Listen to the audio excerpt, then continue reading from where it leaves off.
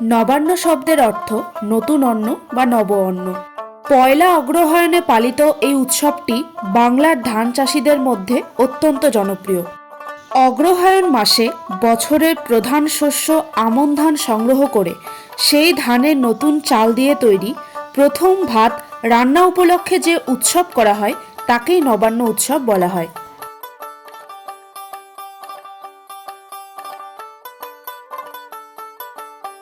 নবান্ন অনুষ্ঠানে নতুন অন্ন পিতৃপুরুষ, দেবতা, কাক ইত্যাদি প্রাণীকে উৎসর্গ করা হয় এবং আত্মীয় স্বজনকে পরিবেশন করার পর গৃহকর্তা ও পরিবারবর্গ নতুন গুড়সহ নতুন অন্ন গ্রহণ করেন।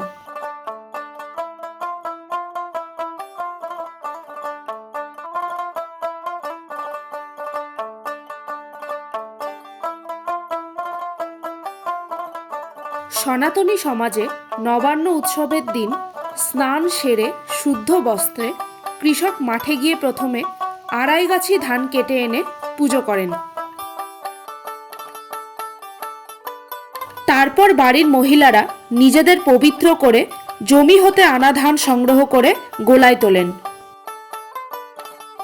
খেজুরের গুড়ের সাথে দুধ মেশানো পায়েস, চালের গুঁড়োর সাথে ৩-৪ পদের ফল মেশানো সিন্নি বানানো হয়।